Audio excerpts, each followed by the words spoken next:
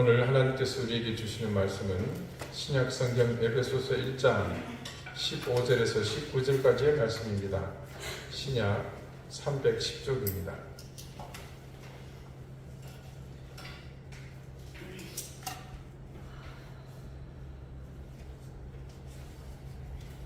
에베소서 1장 15절에서 19절까지의 말씀을 제가 읽겠습니다. 이제 다 같이 자리에서 일어나 하나님의 말씀을 경청하십시오.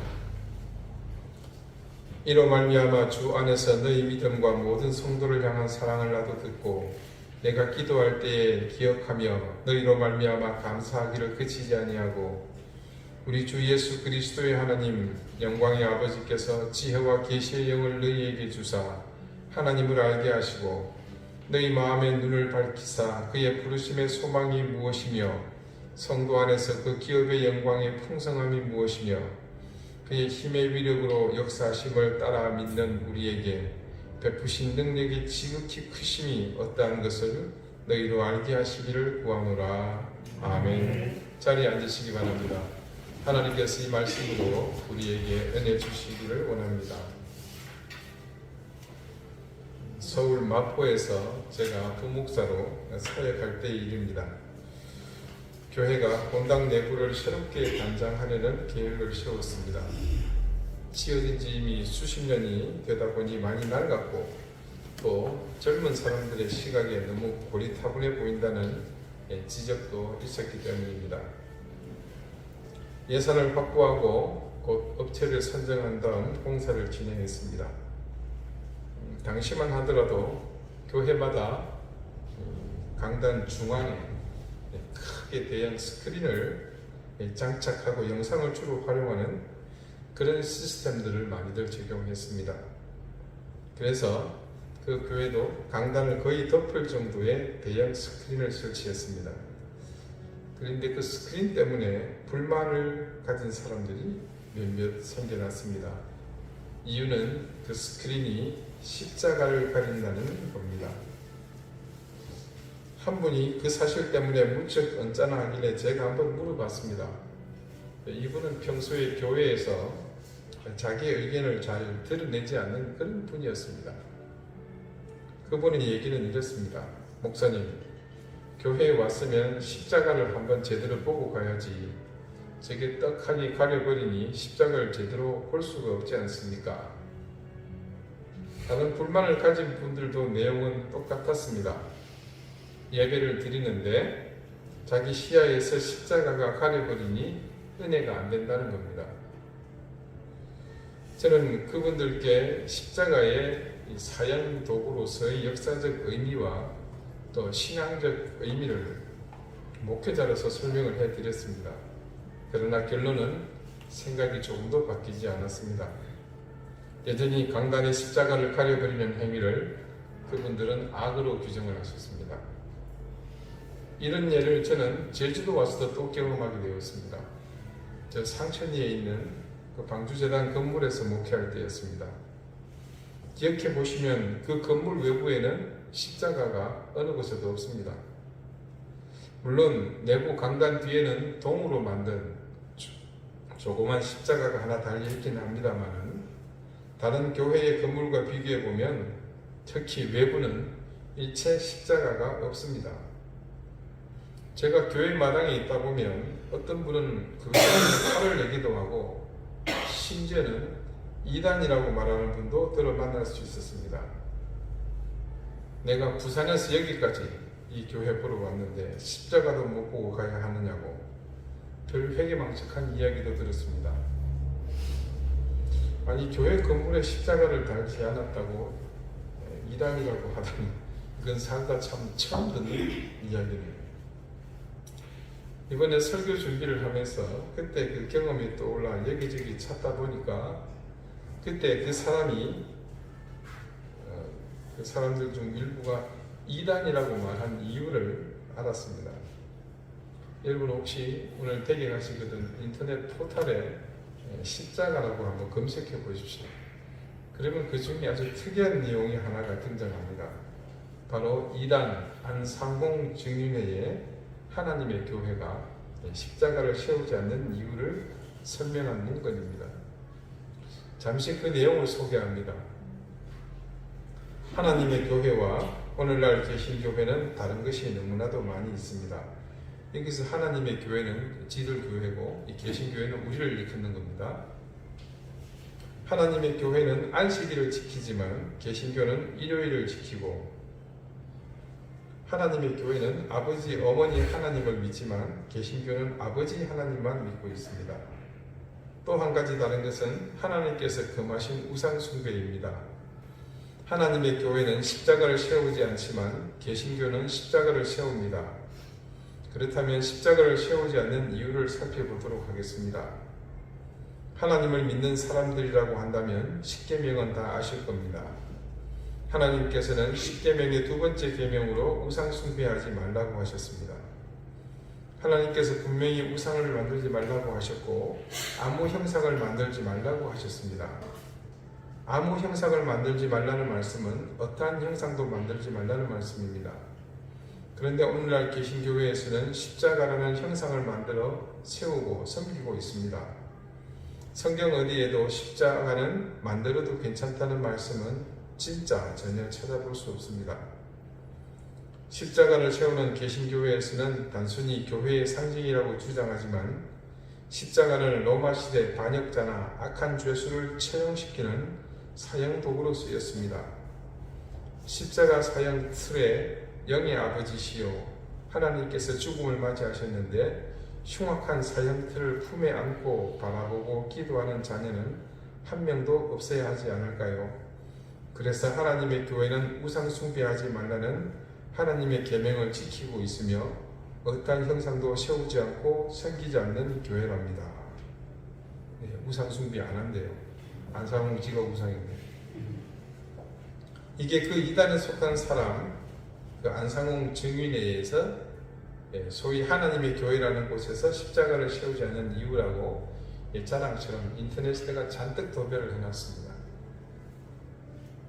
그 방주재단 건물에 십자가가 없다고 야단이라고 말하던 분은 아마 이 내용을 알고 있었던 것이 아닌가 그렇게 추측을 해봅니다. 이 이단이 주장하는 역사적 근거 일부는 사실입니다. 그런데 적용하는 부분에 있어서는 상당히 악의적이고 자기 중심적 견해가 들어가 있으므로 완전히 동의할 수는 없습니다. 하지만 우리가 이 이단 교회의 주장과 관계없이 잠깐만 여기서 당부를 드립니다. 아까 읽어드린 그거는 참고하시고 머릿속에 넣어두지 마세요. 잠깐 착각해서 이걸 하나님의 말씀으로 여러분이 얘기할 수도 있는 그런 상황이기 때문에 이 당부를 드립니다. 십자가는 아시다시피 단지 하나의 상징물일 뿐입니다. 그래서 그것이 마치 우리가 국가의 예식에서 국기인 태극기를 향해 예를 갖추는 것처럼 그렇게 대할 것은 아니라는 겁니다.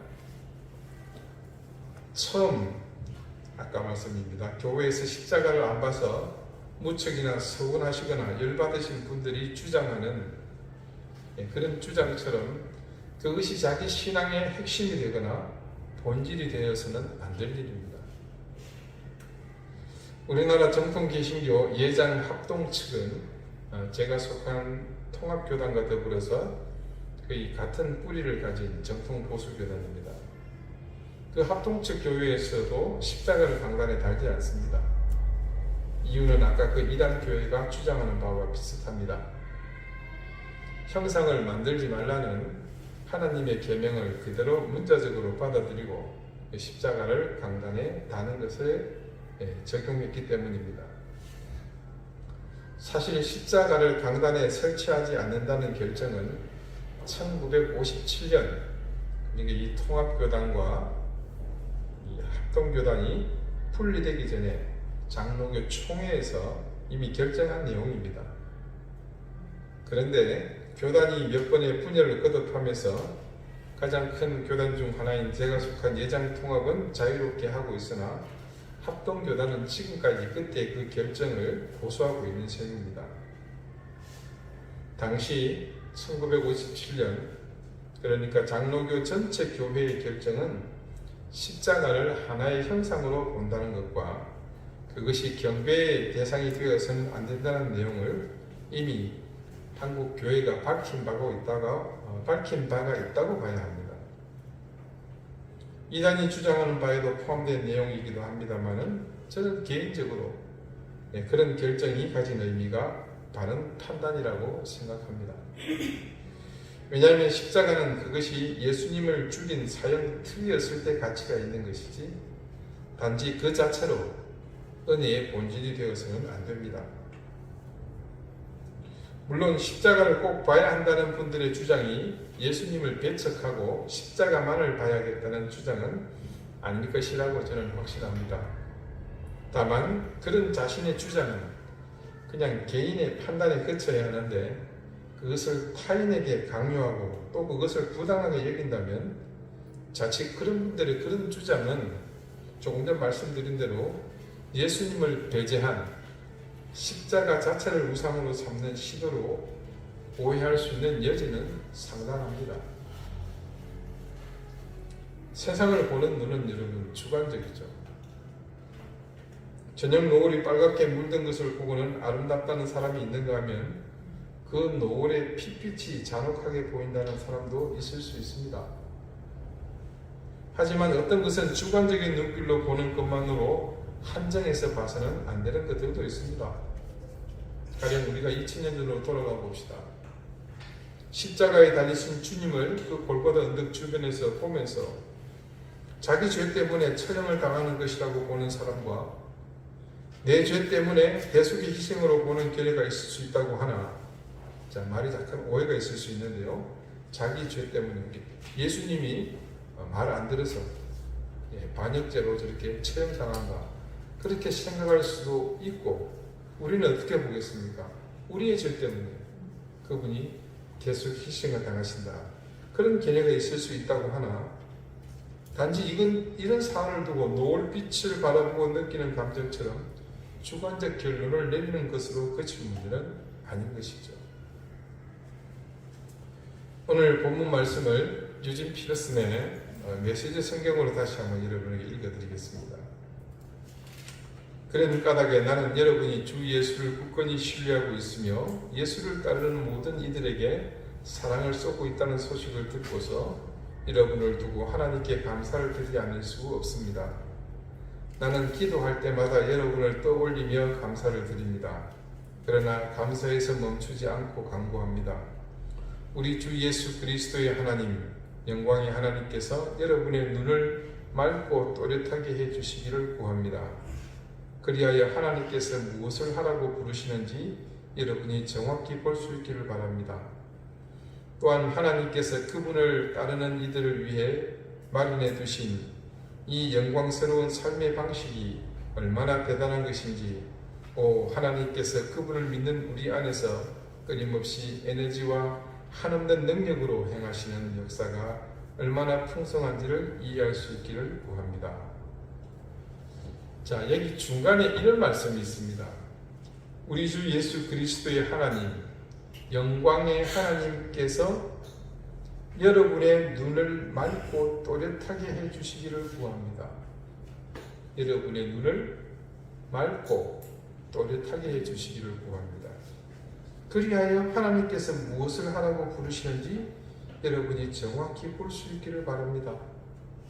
오늘 본문 18절에 해당하는 말씀입니다. 너희 마음의 눈을 밝히사 그의 부름의 소망이 무엇이며 성도 안에서 그 기업의 영광의 중심이 무엇이며. 자, 여러분, 여기서 바울이 하나님께 간구하는 중요한 사실이 있죠. 그것은 이 편지를 읽는 에베소 교인들의 눈을 하나님께서 맑고 또렷하게 해주시기를 바라는 겁니다. 그렇게 하는 이유는 그 다음에 기록한 대로입니다. 하나님이 무엇을 하라고 부르시는지 정확히 볼 수 있기를 바라는 것 때문입니다. 그리스도인이 올바른 시각을 가져야 한다는 사실은 누구나가 아는 당연한 사실입니다. 그런데 그렇게 되기에는 개인의 노력만으로는 한계가 있습니다. 오늘 본문의 말씀과 같이 하나님께서 우리에게 그런 능력을 주셔야 합니다. 본문의 말씀, 오늘 말씀의 제목과 같이 하나님께서 우리 마음의 눈을 밝히사, 즉 하나님께서 심령의 눈을 밝혀주셔야 가능하다는 사실입니다.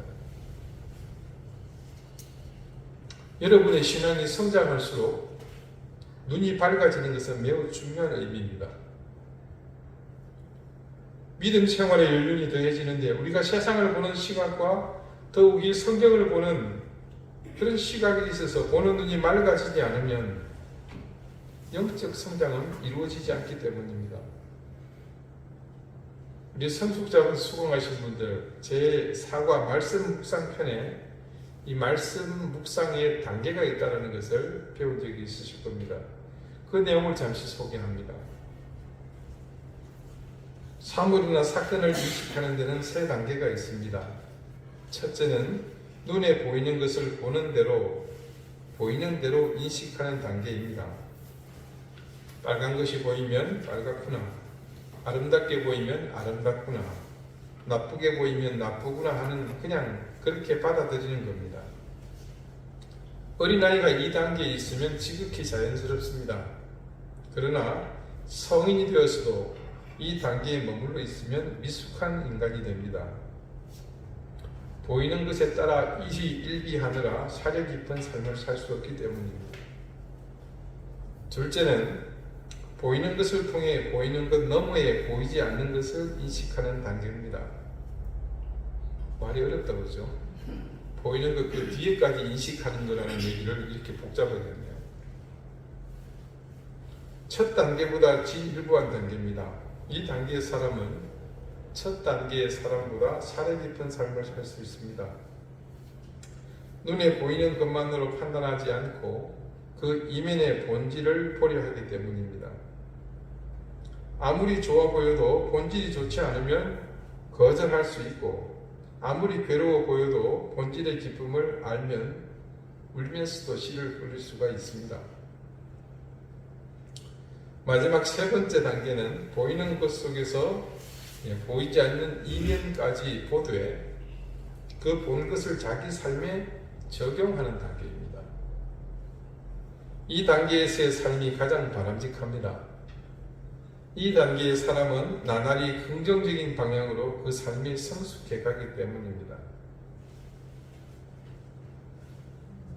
예를 들어 신문에 보도되는 각종 비리 사건을 보고 세상에 이런 나쁜 사람이 있냐며 욕하는 것으로 끝난다면 그 사람은 첫 번째 단계에 있는 사람입니다. 두 번째 단계의 사람이라면 혹시 이 사람에게 이럴 수밖에 없는 무슨 사정이 있었던 것은 아닐까?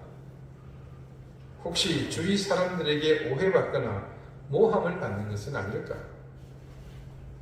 만약 이 사건 내용이 모두 사실이라면 결국 이것은 죄성을 가진 우리 모두의 문제가 아닐까라고 생각할 것입니다. 즉, 보이는 사건에서 보이지 않는 본질까지 생각하는 겁니다. 3번째 단계의 사람은요, 그 기사를 통해 깨닫고 지금까지 느낀 것을 자기 삶에 적용할 것입니다. 내가 지금 주위 사람들에게 혹 오해받을 짓을 하고 있지는 않은지, 그릇되게 행동하는 것은 없는지, 내 삶에서 무엇을 개선해야 할 것인지 생각하면 그 기사는 단순한 기사가 아니라 나를 위한 교훈이 됩니다. 하나님의 말씀도 마찬가지입니다. 우리가 성경을 읽을 때 눈에 보이는 구절만 보는 것은 첫 번째 단계입니다. 보이는 구절 이면에 창세기부터 요한계시록까지 거미줄처럼 얽혀 있는 이 보이지 않는 말씀을 캐낼 수 있다면 그건 두 번째 단계입니다. 그리고 그것을 자기 삶에 적용한다면 가장 바람직한 단계인 3번째 단계입니다. 이와 같은 영적인 시각의 성장이 없으면 우리는 여전히 주일학교 때의 이야기에 치중한, 그때 들었던 감격스러운 이야기, 영웅담에 여전히 머무르는 신앙이 될 뿐입니다. 영적으로 더 숙고하며 그런 과정을 통해 성숙해질 때 하나님은 우리 마음의 눈을 뜨게 하시고 그때는 이전에 보지 못하던 놀라운 하나님의 역사하심을 우리로 보게 하십니다. 구약 열왕기하 6장에는요, 이 시각에 대한 아주 흥미로운 사건이 하나가 있습니다. 자, 남과 북이 분열된 그 북이스라엘이 이웃, 지금 다마스커스를 중심으로 있는 그 당시에 형성되어 있던 아람이라는 나라에 의해서 고통받고 있을 때입니다. 한 번은 아람의 왕이 이스라엘과 싸우려고 자기 신복들과 의논해서 이스라엘로의 공격 계획을 논의합니다. 근데 말씀을 보니 하나님의 사람이 이스라엘의 왕에게 와서 왕은 산과 아무 곳으로 지나지 마십시오. 아람 사람이 그곳으로 나오나이다 라고 말하면서 아람 군대가 진격해오는 루트, 이게 조금 전에 세웠던 공격 계획을 미리 다 알고 말해줍니다. 자, 이렇게 되니 전투에서 아람이 이스라엘을 이길 수가 없는 겁니다. 이런 일이 한두 번이 아니라 또다시 공격을 감행하면 또 그런 일이 나고 계속해서 반복해서 나타납니다. 이쯤 되니 아람 진영에서도 이상하게 생각할 수밖에 없죠. 그래서 고작 생각해낸 것이 이러므로 아람 왕의 마음이 번뇌하여 어떤 일 때문입니까? 돈벌이 미리 알고 지키고 있거든요. 그 신복들을 불러 이르되 우리 중에 누가 이스라엘 왕의 내용이 된 것을 내게 보하지 아니하느냐라면서 뭡니까? 자기 진영에 스파이가 있다라는 그런 의심을 하게 이르릅니다. 그러자 그때 아람 왕의 신복 중 한 명이 우리 주 왕이여 아니로소이다. 오직 이스라엘 선지자 엘리사가 왕이 침실에서 하신 말씀이라도 이스라엘 왕에게 고하나이다 라고 이 사건의 진실을 알려줍니다. 이건 미국의 첩보위성 저리 가랍니다. 사건의 전말을 알게 된 아람의 왕은 특단의 조치를 취합니다. 같은 본문 6장 13절과 14절에 보니까요, 왕이 가로되 너희는 가서 엘리사가 어디 있나 보라. 내가 본향을 잡으리라. 혹이 왕에게 고하여 가로되 엘리사가 도단에 있나이다. 왕이 이에 말과 병거와 많은 군사를 보내매 저희가 밤에 가서 그 성을 에워쌌더라. 자, 압도적인 군사력을 앞세워서 할 수 있는 전형적인 공격 방법입니다. 그렇게 엘리사가 거주하던 이 도단성이 아람의 군사에 완전히 포위된 것을 본 엘리사의 수종자가 요즘 말로 완전히 멘붕이 오고 말았습니다. 그리고 주인 엘리사에게 그 사실을 보고하면서 호들갑을 떨고 난립니다. 떨만하죠. 그러자 엘리사는 이미 알고 있다는 듯 그 수종자의 보고와 더불어 그가 멘탈이 붕괴된 사실에 대해 다음과 같이 일축하고 맙니다. 대답하되 두려워하지 말라. 우리와 함께한 자가 저와 함께한 자보다 많으니라 하고, 그리고 그에 대해 이 사건의 진실을 알게 해달라고 하나님께 간구합니다. 그 내용이 17절인데요. 기도하여 가로되 여호와여 원컨대 저의 눈을 열어서 어떤 일을 하게 해달라는 겁니까? 보게 해달라는 거죠. 눈을 열어달라는 겁니다. 눈을 열어서 보게 하옵소서 하니 여호와께서 그 사환의 눈을 여심해 누가 열었습니까? 하나님께서 열어주셨습니다. 저가 보니 불말과 불병거가 산에 가득하여 엘리사를 둘렀더라. 엘리사와 그의 수종자는 보는 눈이 틀렸습니다. 엘리사는 눈에 보이는 그 너머를 볼 수 있었지만 수종자는 눈에 보이는 그 단면만 볼 수 있었습니다. 자, 이 말씀에는 실제로 육신이 가진 눈이 영적인 것으로 보느냐 보지 못하느냐의 문제를 그대로 적나라하게 증가하는 것을 볼 수 있습니다. 말씀은요, 그 수종자가 갑자기 눈을 뜨게 되면서 굉장한 것을 보게 되었고 그 이후의 일을 이렇게 증언합니다. 18절에서 23절인데요. 내용이 어렵지 않으니까 잘 들어보십시오. 아람 사람이 엘리사에게 내려오매 엘리사가 여호와께 기도하여 가로되 원컨대 저 무리의 눈을 어둡게 하옵소서 하매 엘리사의 말대로 그 눈을 어둡게 하신지라. 엘리사가 저에게 이르되 이는 그 길이 아니요 이는 그 성도 아니니 나를 따라오라. 내가 너희를 인도하여 너희의 찾는 사람에게로 나아가리라 하고 저희를 인도하여 사마리아에 이르니라. 사마리아에 들어갈 때에 엘리사가 가로되 여호와여 이 무리의 눈을 열어서 보게 하옵소서 하니 여호와께서 저희의 눈을 여심해 저희가 보니 자기가 사마리아 가운데 있더라. 이게 무슨 얘기입니까? 아무것도 안 보이니까 엘리사가 아닌 척하면서 어떻게 오셨습니까? 엘리사 잡으러 왔다. 아, 여기 없습니다.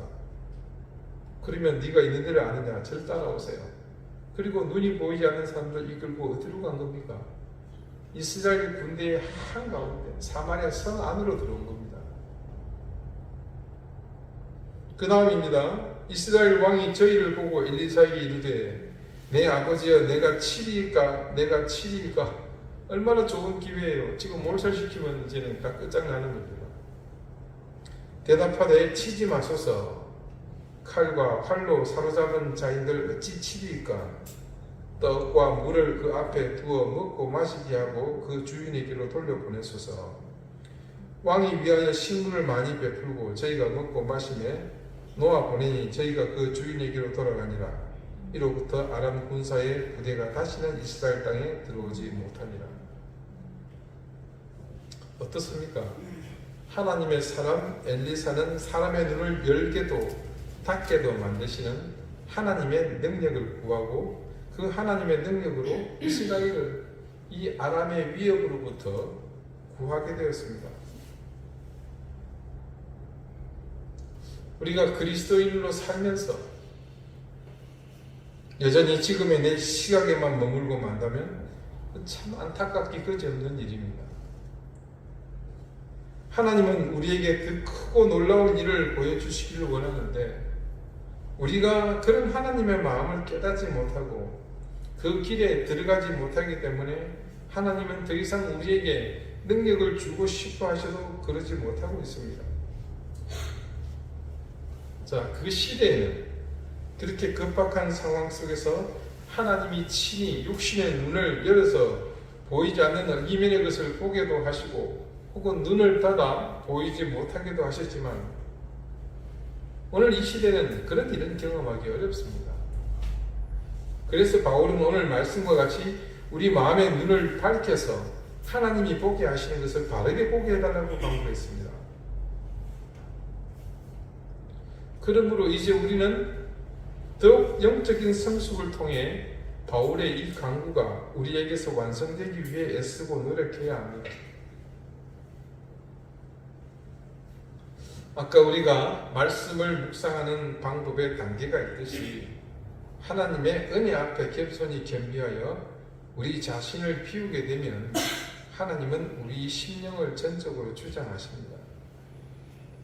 그렇게 된다면 그때는 우리의 노력으로 얻지 못하는 그 한계를 넘어설 수 있습니다. 그렇게 우리의 심령을 전적으로 주장하시는 하나님의 손길에 붙잡힌 우리는 하나님께서 눈을 더 맑게 뜨게 하셔서 우리가 이전에 보지 못하던 것에서 더욱 성장하여 세상과 사물을 더욱 깊게 그리고 더욱 넓게 더 깊은 내면까지 들여다보도록 우리를 인도하실 것입니다. 누군가는 이렇게 말할 수도 있습니다. 저는 지금 이 눈으로 보고 느끼는 것으로 만족합니다. 과연 여러분도 그렇게 생각하십니까? 우리는 그런 생각이 지배되어 자신의 판단을 따라 스스로 자신의 신앙을 규정하고 사는 그런 사람들의 면면을 잘 압니다. 그런 분들의 인생은 변함없는 자신의 틀에 갇혀서 더 이상 그 경계를 넘어서지 못합니다. 그러니 자연히 신앙의 성장도 고착되어서 더 이상 자신의 틀 넘어 은혜의 세계로 나가지 못합니다. 그런 분들의 기도도 한계가 있습니다. 자신과 가족 그리고 자신의 관심 속에 있는 일부 제한된 대상만을 위한 기도가 전부일 뿐입니다. 어디 기도뿐이겠습니까? 성경 말씀에서 비춰주는 그 길에서조차 바른 판단보다는 자기 생각과 그런 생각에 바탕을 둔 주의 주장이 늘 앞서게 됩니다. 기존의 교회에서 직분을 가진 분들이 편협한 생각에 갇혀서 교회가 더 크고 넓은 미래로 나아가고자 하는 시점에서 이런 수준의 자기 사고로 자신의 지위를 이용해 큰 일을 행하지 못하도록 발목을 잡게 되고 심지어는 그 일 자체를 그르치게 됩니다. 거의 대부분 교회가 그런 사람들 때문에 이런 상황에 직면해 있다고 봐도 사실 과언이 아닙니다. 비단 어제 오늘의 일이 아니라 하나님의 은혜를 받지 못해 자신의 시각이 제한된 사람들을 통해 모든 시대의 교회에서 필연적으로 일어날 수밖에 없었습니다. 가장 영적인 공동체인 교회가 더 넓고 큰 하나님의 나라를 향해 나아가며 세상에서 하나님이 맡기신 사명을 감당해야 하는데 철없는 어린아이 같은 이런 사고 속에 갇혀있는 사람들에 의해 발목이 잡혀 나가지 못합니다. 십자가 안 달았다고, 십자가 못 보고 집에 간다고 떼쓰는 아이들이 득실거리는 교회가 과연 무슨 영적 사명을 감당할 수 있겠습니까? 사랑하는 우리 이든 교회 성도 여러분, 오늘 우리는 전 세계 교회가 함께 참여하는 성찬을 이제 설교 말씀이 끝나고 함께 행하고자 합니다. 우리가 그리스도의 살과 피를 먹고 함께 마시는 것은 궁극적으로 그분의 삶에 참여하는 의미가 짙습니다. 그분이 우리를 위해 살이 찢기시고 피를 흘리셨다는 사실을 믿고 그 고난에 참여하는 것은 더욱 성숙한 신앙으로의 발돋움을 이루는 길이기도 합니다. 여러분이 지금껏 신앙생활 하시면서 얼마나 많은 성찬에 참여했습니까? 그때 감격과 은혜가 여전히 여러분의 심령에 생생하게 살아 있으십니까? 단 1도 남아있지 않다고 해도 실망하지 마십시오. 오늘 이 성찬에 함께 또 참여함으로 여러분이 그 심령에서 사라진 은혜와 감격을 새롭게 채워 넣으시면 됩니다. 단지 오늘은 그 의미를 더욱 깊이 부여하고 이제 그 성찬의 은혜를 통해 우리가 영적으로 더욱 발돋움해야 하는 이유를 알았기에 그 필요 때문이라도 더 간절히 사모하며 참여하십시다. 그런 간절함과 사모함으로 겸비하는 여러분에게 주님께서는 이전보다 더욱 크게 그리고 강하게 역사해 주실 것이라 믿습니다. 우리 이 성찬을 통해 여러분의 신앙이 더욱 성숙해지는 은혜가 있으시기를 바라며 그 은혜를 통해 세상과 사람을 보는 더욱 맑고 깊은 은혜의 눈을 가지게 되시기를 바랍니다. 이제 성찬 예식을 거행하겠습니다.